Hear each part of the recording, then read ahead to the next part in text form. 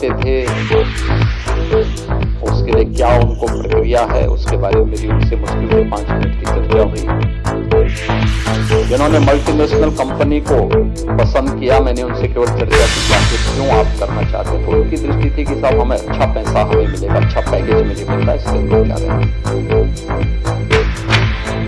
मेरा रुचि थी उन 16 छात्रों में जो स्वयं अपना काम शुरू करना चाहते थे।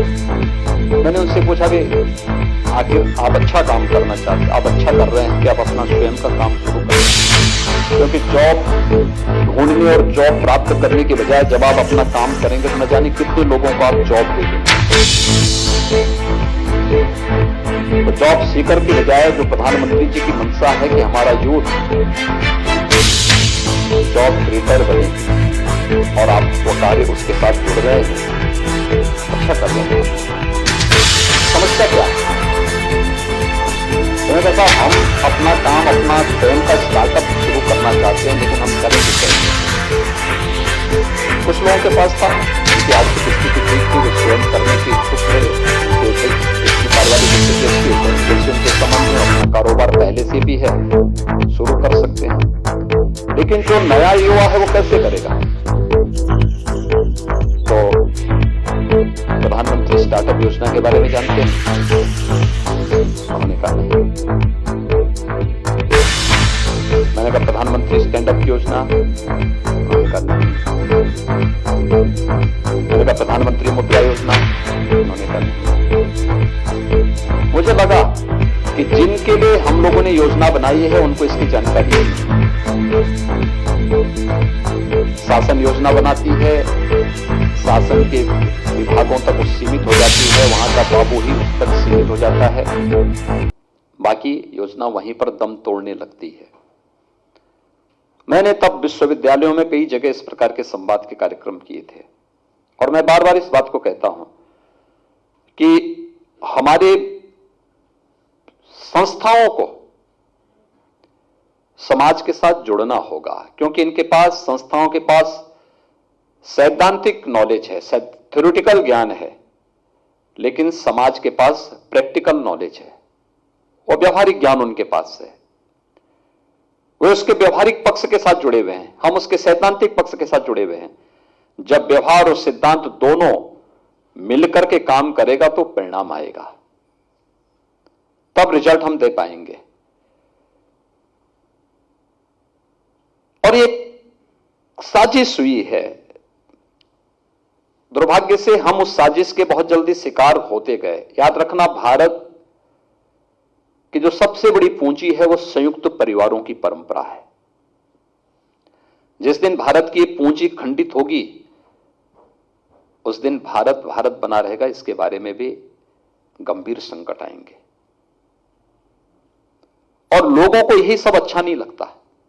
जो भारत का हित नहीं चाहते उनको परिवार की दृष्टि बुरी लगती है, उनकी दृष्टि में एक खटकता है। अभी हमारे उपराष्ट्रपति जी आए थे, उपराष्ट्रपति जी ने लखनऊ में आए थे, तो उन्होंने अपने शादी की 52वीं सालगिरह लखनऊ में, यहां पर हम लोगों को जानकारी मिली तो राजभवन में हम लोगों ने कार्यक्रम के साथ हम लोग जुड़े थे। भारत के अंदर हर परिवार के लिए यह एक अनिवार्य नियम का हिस्सा है, जो भी एक सदगृहस्थ है उसका हिस्सा है। लेकिन यूरोप के लिए, वेस्टर्न कंट्रीज के लिए यह एक आश्चर्य है, कौतूहल है, क्या एक व्यक्ति 52 वर्षों तक एक महिला के साथ रह रहा है? क्या यह संभव है? उनकी दृष्टि खंडित है, एक नहीं देख सकते, तो स्वाभाविक रूप से वही दृष्टिकोण सबको देना चाहते हैं। जीवन उनके लिए अनुशासन के लिए नहीं, बल्कि उनका जीवन दुशासन का नाम है, उनका जीवन का हिस्सा वो बन चुका होता है। और इसलिए उन्होंने पहले, आपने देखा होगा, हमारे यहां उत्तर से दक्षिण तक, पूरब से पश्चिम तक 135 करोड़ की आबादी, बोली, भाषा, रंग, रहन सहन, खान पान, सब कुछ अलग अलग, लेकिन तब भी एक भाव और भंगिमा के साथ पूरा उत्तर से लेकर दक्षिण तक, पूरब से पश्चिम तक पूरा भारत एक है। इसकी नींव कुछ है तो भारत की परिवार दृष्टि है। और जिनको ये नहीं अच्छा लगता है वह उसकी नाभि पर प्रहार करते हैं। कहां पर?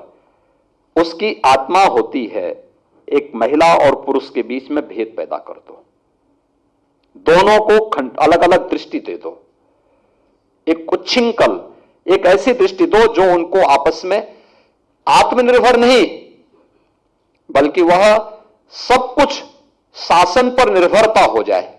और कोई समाज जब शासन पर निर्भर होकर के रहता है कभी वह आत्मनिर्भरता के लक्ष्य को प्राप्त नहीं कर सकता। शासन पर निर्भर रहने वाला समाज कभी आत्मनिर्भर नहीं हो सकता, स्वावलंबी नहीं हो सकता और कभी भी विकास और प्रगति की बात नहीं कर सकता।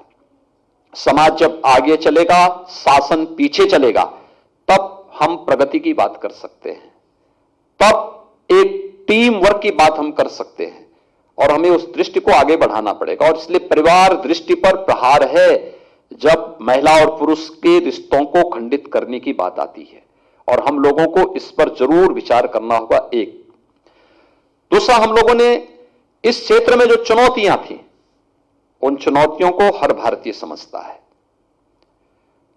हमारे संस्कार पहले से हैं,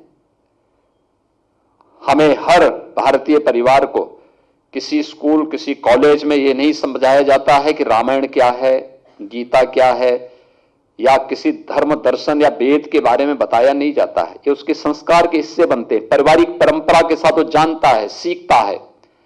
जिसको कोई जानकारी नहीं होगी वो गांव गांव में और मोहल्ले मोहल्ले में होने वाले यज्ञ और रामलीला के आयोजन के माध्यम से, श्रीमद् भागवत महापुराण की कथा के माध्यम से या अलग अलग देश के अलग अलग क्षेत्रों में होने वाले इस प्रकार के धार्मिक आयोजनों के माध्यम से वो इन सबको जान जाता है, सीख जाता है।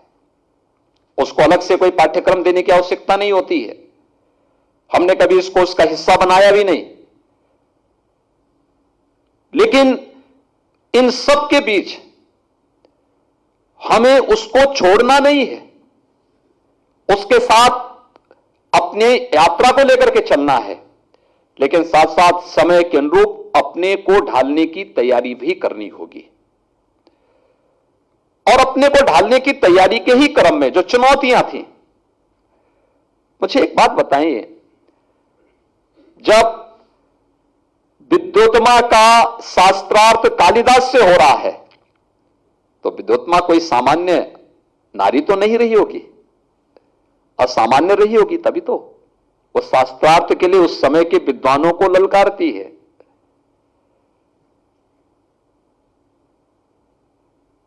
एक लंबी श्रृंखला है जहां पर उनकी विद्वता में कोई सानी नहीं, उनकी योग्यता और क्षमता में कोई सानी नहीं। जनकपुर में धनुष यज्ञ का आयोजन होता है। आखिर सीता कोई असामान्य नारी तो नहीं रही होगी। बड़े बड़े योद्धा, महायोद्धा आकर के जिस धनुष को नहीं उठा रहे हैं, लेकिन सीता उसको एक जगह से दूसरी जगह लेकर के रख दे रही है। आगे कोई बात तो होगी। उस क्षेत्र की वह पारंगत थी, उनमें इतनी विद्वता थी और इतनी शक्तिशाली वो स्वयं में थी कि वह उस धनुष को एक जगह से दूसरी जगह में रख सकने की सामर्थ्य रखती थी। इसलिए उसके अनुरूप उस प्रकार का वर होना चाहिए और इसको चुनने का अधिकार होना चाहिए। यह एक आदर्श व्यवस्था भी भारत ने ही दी है, किसी और ने नहीं दी। हमारे चयन का आधार योग्यता है, व्यक्तिगत पसंद नापसंद नहीं, उसकी सामर्थ्य है, उसकी शक्ति है। अगर वो योग्य है तो उसको वर्ण करेगा, अन्यथा कोई आवश्यकता नहीं। और यह स्थिति बराबर लग बनी रही है। आपने देखा होगा कि एक समय आजादी के बाद जिस प्रकार की प्रवृत्ति देश के अंदर पैदा की गई, ये भड़काने वाली पैदा की गई। देश को पहले क्षेत्र के आधार पर, भाषा के आधार पर, जाति, मत और मजहब के आधार पर विभाजित किया गया। जब इन सब से भी वे भारत को विभाजित नहीं कर पाए तो स्वतंत्र भारत में उन्होंने परिवार पर उनकी कुदृष्टि पड़नी प्रारंभ हुई और पिछले 2-3 दशक से तो ये कुदृष्टि कुछ ज्यादा ही देखने को मिली है, और इसलिए हम सबको चिंतन का विषय ये होना चाहिए आज। एक दूसरा, 2014 के बाद आपने देखा होगा, आखिर हम इस क्षेत्र में क्या कर सकते हैं। हर एक योजना का आधार बिंदु बिना किसी हो हल्ला के, बिना किसी विज्ञापन के, बिना किसी इसमें पाखंड और उसमें प्रोपोगंडा के, प्रधानमंत्री मोदी जी ने 2014 में देश की बागडोर संभाली। उन्होंने योजनाओं को किस रूप में प्रस्तुत किया? बेटी बचाओ बेटी पढ़ाओ का अभियान। क्या यह सच नहीं कि देश के अंदर बहुत सारे राज्य, बहुत सारे जनपद ऐसे थे जहां पर भ्रूण हत्या होती थी? बेटी जन्म न ले, बेटी को भारत की परंपरा में पिता की संपत्ति पर अधिकार की बात तो होती ही नहीं थी, वो तो उसका अधिकार है ही। इसमें कौन वंचित कर रहा है उसको? लेकिन अनेक प्रकार से इसको बांटने, खंडित करने और तमाम नए नए तरीके उसमें अपनाने के प्रयास हुए। उसका साइड इफेक्ट क्या होता है कि भ्रूण हत्याओं का क्रम बढ़ता गया। बहुत सारी जगह सेक्स रेशियो में तमाम अंतर आते हुए दिखाई दिए। बेटी बचाओ बेटी पढ़ाओ का अभियान देश के अंदर एक गति पकड़ा, अभियान चले, बेटियों की सुरक्षा के साथ साथ इस कार्यक्रम को आगे बढ़ाया गया। मुझे याद है जब 2017 में प्रधानमंत्री जी से मैं एक मुलाकात करने के लिए गया था, प्रधानमंत्री जी ने इसी बात में कहा, उन्होंने कहा कि आपके यहां कुछ जिले ऐसे हैं जिसके बारे में थोड़ा चिंता करनी होगी। तो मैंने उस समय एक योजना चलाई थी, मुख्यमंत्री कन्या सुमंगला योजना।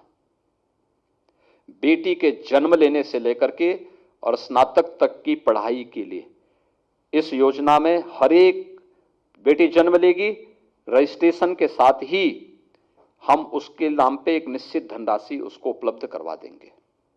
योजना बढ़ती गई, बेटी पहली क्लास में जाएगी,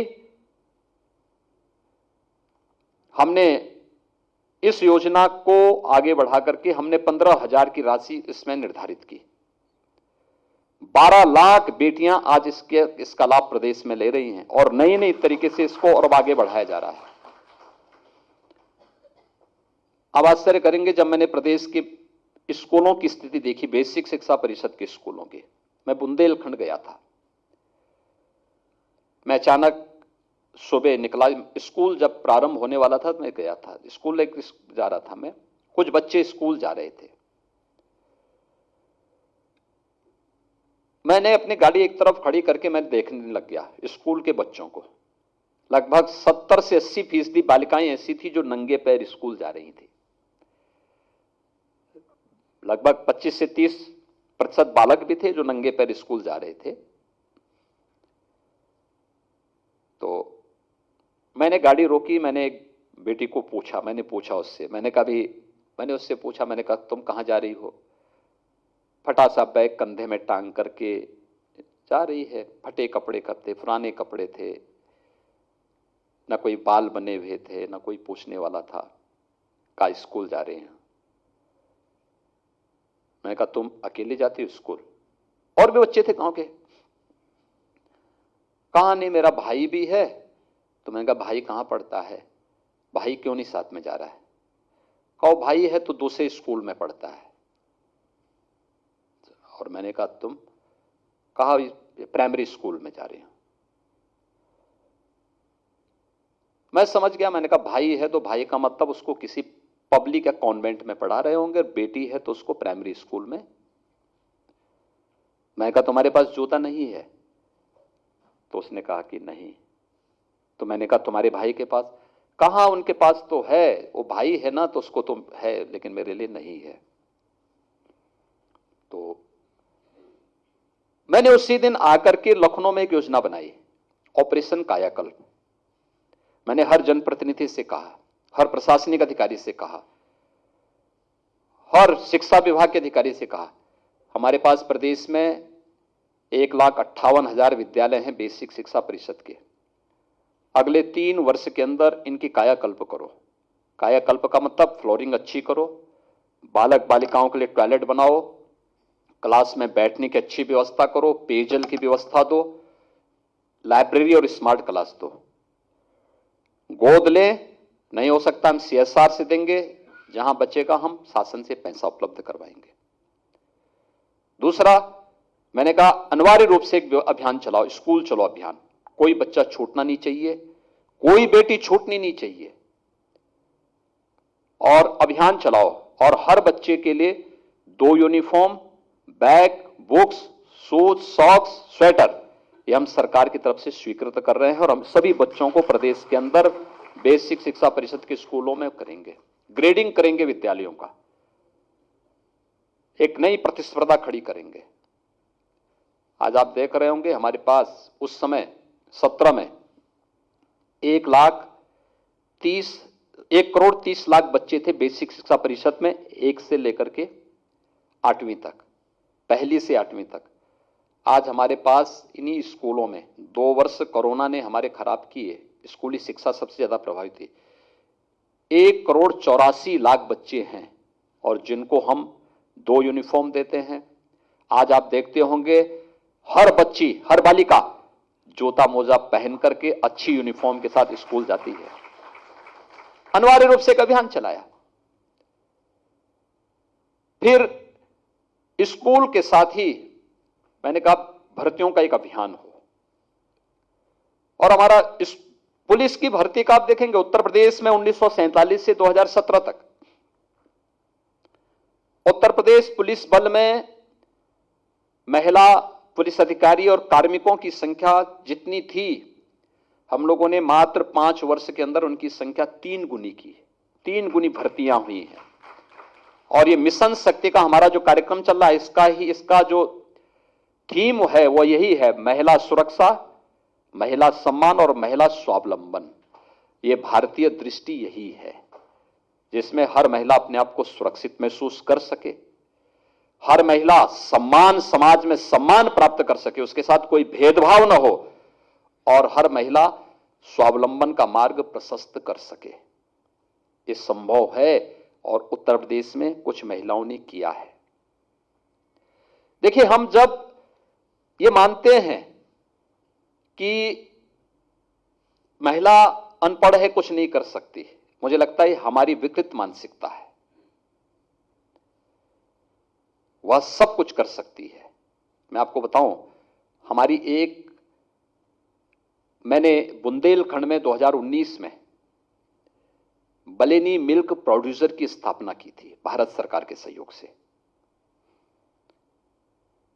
605 गांवों में आज उनका काम चल रहा है बुंदेलखंड में, और काम के केवल एक काम उनका दुग्ध कलेक्शन करना गांव गांव में क्वालिटी के साथ, और उस कलेक्शन के माध्यम से फिर वह 6,000 से अधिक सदस्य आज के दिन पे उनके साथ में हैं, और उनका जो टर्नओवर है, वार्षिक टर्नओवर 100 करोड़ से ज्यादा है इस समय। महिला स्वावलंबन का आदर्श उदाहरण है। वे बहुत पढ़ी लिखी महिलाएं नहीं हैं, वे किसी विश्वविद्यालय महाविद्यालय का कभी उन्होंने दर्शन भी नहीं किया है, वे सामान्य पढ़ी लिखी हैं। विशुद्ध भारतीय दृष्टिकोण है, विशुद्ध भारतीयता उनमें बसती है, और वह अपने आप में एक आदर्श उदाहरण है। पूरा बुंदेलखंड में इस समय वो छा चुकी हैं। मात्र जबकि 2 वर्ष कोरोना काल खंड के रहे हैं, इस सब के बावजूद नेट प्रॉफिट उनका विगत वर्ष लगभग 14 करोड़ का था। अभी हम लोगों ने प्रयागराज में प्रधानमंत्री जी से जनवरी प्रथम सप्ताह में एक महिला कुंभ का आयोजन करवाया था, नारी कुंभ का। आज उत्तर प्रदेश में कोरोना कालखंड में हम लोगों के सामने एक समस्या थी कि हम लोग किसी परिवार के लिए पैसा भेजते थे तो अगले दिन बैंक में लाइन लग जाती थी। अब हमें तो भीड़ को कम करना था, होगा क्या? हम लोगों ने यहां पर चलाई बैंकिंग कॉरस्पॉन्डेंट सखी।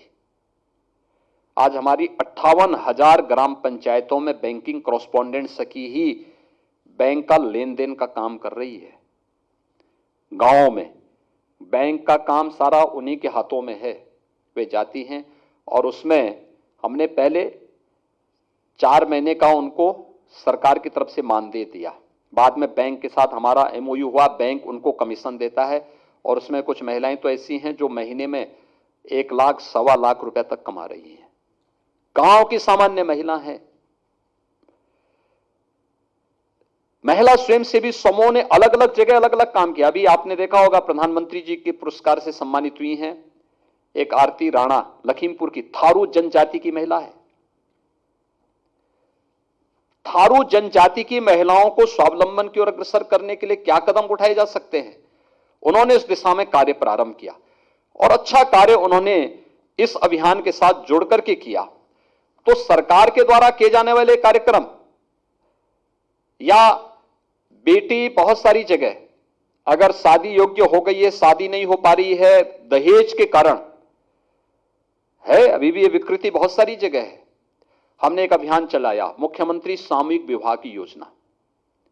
हम बेटे की शादी के लिए 51,000 रुपए उस परिवार को देते हैं और सामूहिक रूप से विवाह का कार्यक्रम एक जगह संपन्न होता है। आप आश्चर्य करेंगे, हम लोग अब तक लगभग 2 लाख से अधिक बेटियों की शादी इस कार्यक्रम के तहत कर चुके हैं उत्तर प्रदेश में। प्रदेश के अंदर पोषण मिशन का काम हम लोगों ने प्रदेश के अंदर, अक्सर इसमें भ्रष्टाचार की शिकायत सुनने को मिलती थी। पोषाहार जो होता था वह क्वालिटी का भी नहीं होता था और उत्तर प्रदेश में पोषाहार वितरण का काम कौन करता था? यहां का जो सबसे बड़ा शराब माफिया है वो करता था, जो सबसे बड़ा शराब माफिया था। हमने कहा भी इसके रैकेट को तोड़ो। एक शराब माफिया महिलाओं और कुपोषित बच्चों का पोषाहार वितरित करेगा, ये नहीं होना चाहिए। और मैंने फिर अभियान चलाया, उसमें काफी हम लोगों ने अध्ययन किया और बाद में हम लोगों ने महिला स्वयंसेवी समूह को उत्तर प्रदेश के अंदर, पूरा पोषाहार का काम उत्तर प्रदेश में महिला स्वयंसेवी समूह संचालित कर रही है।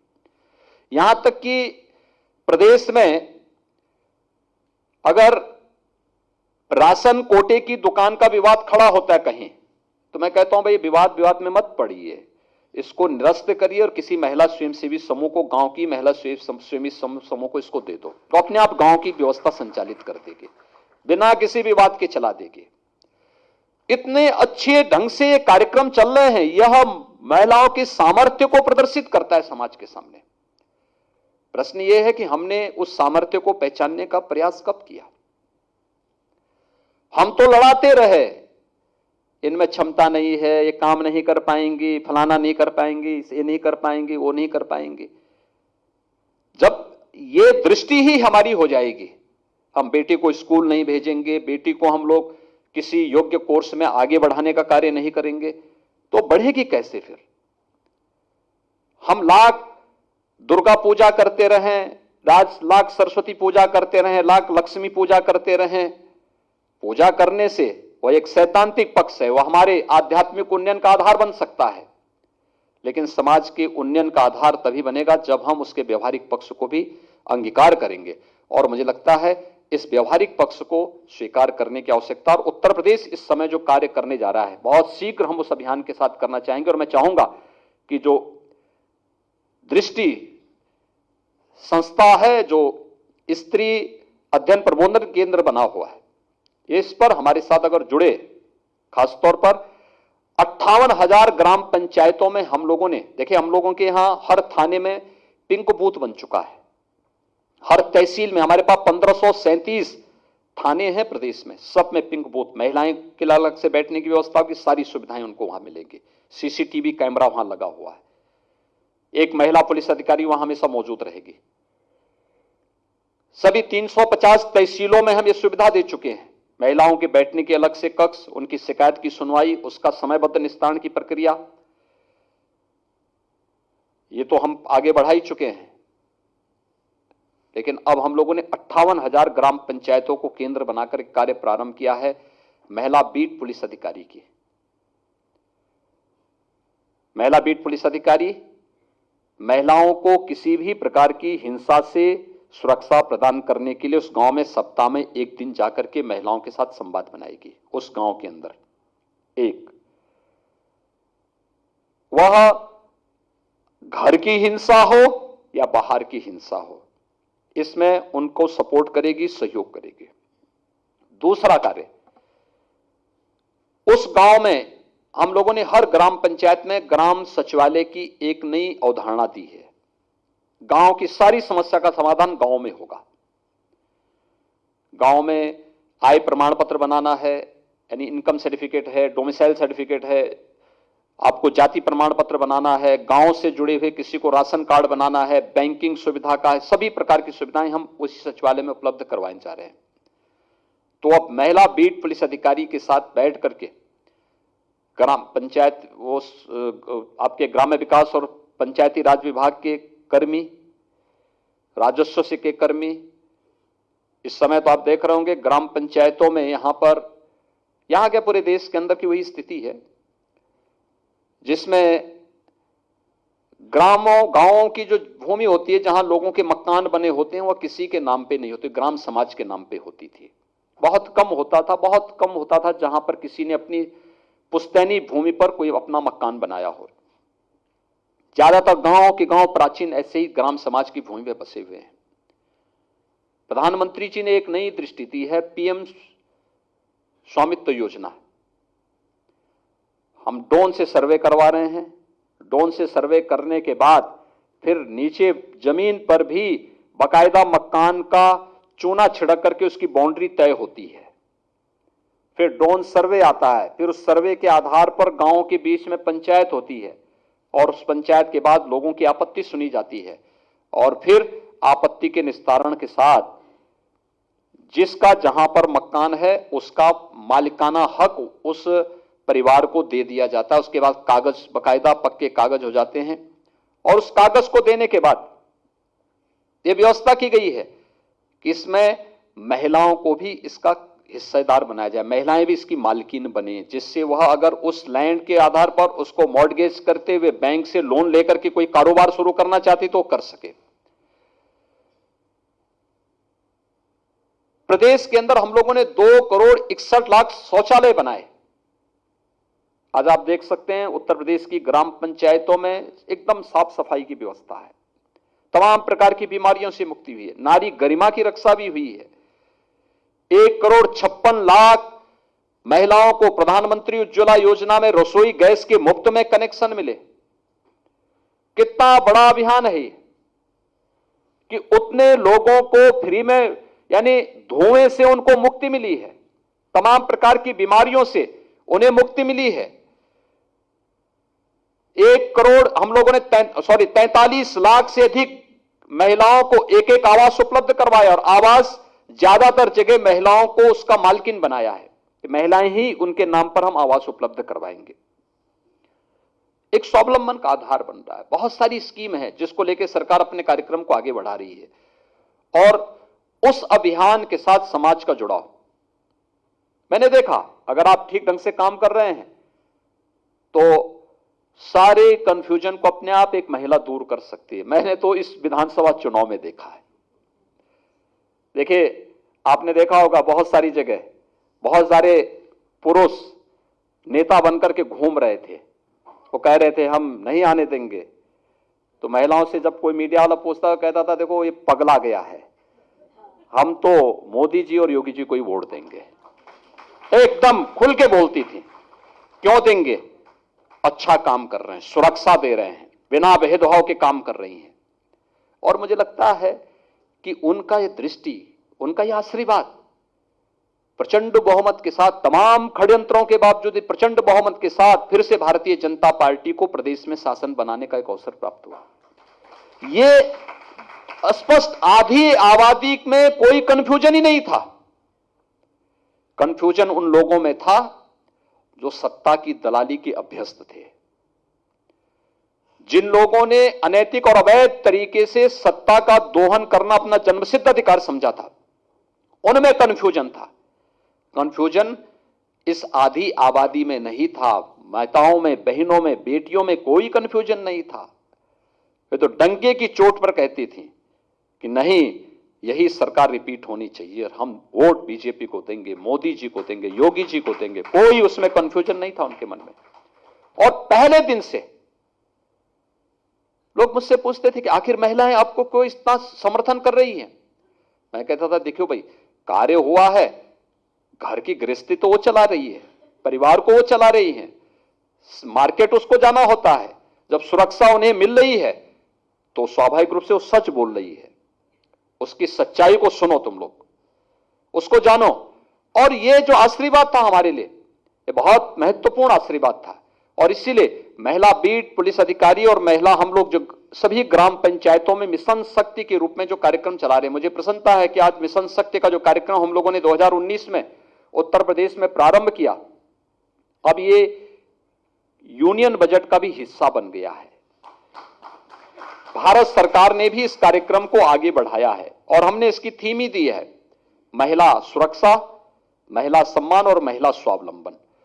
हम इसको इस दृष्टि से अगर आगे बढ़ाएंगे तो एक सुरक्षित समाज के प्रति सम्मान, समाज का जो जहां पर सम्मान का भाव उस नारी के प्रति है, और एक स्वावलंबी नारी स्वयं ही भारतीय दृष्टिकोण को फिर से एक नई ऊंचाई तक पहुंचाने में सफल हो सकती है। और जो कार्य इस समय दृष्टि संस्था के द्वारा प्रारंभ किया गया है यह अभिनंदनीय है। इस कार्य के साथ जिन लोगों ने इस कार्यक्रम को आगे बढ़ाया है, सुश्री नैना सहस्त्रबुद्धि जी ने, डॉक्टर विभूति गौड़ जी ने और उनके साथ के इन सभी बहनों को मैं हृदय से अभिनंदन करता हूं कि इन्होंने भारतीय नारीत्व की भारतीय अवधारणा को बहुत अच्छे ढंग से सोचपरक तरीके से आगे बढ़ाया है। हमारे विश्वविद्यालयों को, महाविद्यालयों को महिला स्वयंसेवी समूहों के साथ जुड़ी हुई, शासन प्रशासन के साथ जुड़ी हुई उन नारी शक्ति के साथ इसे जोड़ करके और अच्छे ढंग से इसको आगे बढ़ाने की आवश्यकता है। और हमें भारतीय दृष्टिकोण को ही ध्यान में रख करके अपने कार्यक्रम को आगे बढ़ाने की आवश्यकता है। यही देश और समाज के हित में होगा। मैं इस पूरे कार्यक्रम के प्रति और इस शोध ग्रंथ के प्रति हृदय से बधाई देता हूं, आप सबका अभिनंदन करता हूं और शुभकामनाएं देता हूं कि इस पूरे कार्यक्रम को राज्य सरकार पूरी मजबूती के साथ आगे बढ़ाने का कार्य करेगी। मेरा पूरा सहयोग, हमारी सरकार का पूरा सहयोग इस पूरे अभियान के प्रति प्राप्त होगा। मैंने आपके पास जो बैग उपलब्ध कराया उसमें मिशन शक्ति का एक हमने फोल्डर भी उसमें उपलब्ध करवाया है। हम उत्तर प्रदेश के अंदर क्या कुछ करना चाहते हैं, क्या कर रहे हैं, आगे हमारी क्या दृष्टि है, कैसे हम इसको आगे बढ़ाना चाहते हैं। सबसे पीछे वाले पेज पर हम लोगों की वे तमाम योजनाएं जो केंद्र और प्रदेश सरकार ने, इस मुझे विश्वास है आप सभी लोग इससे सहमत होंगे और आपका जो भी मार्गदर्शन इस संबंध में प्राप्त होगा राज्य सरकार उसको आगे बढ़ाने का कार्य करेगा। बहुत बहुत धन्यवाद।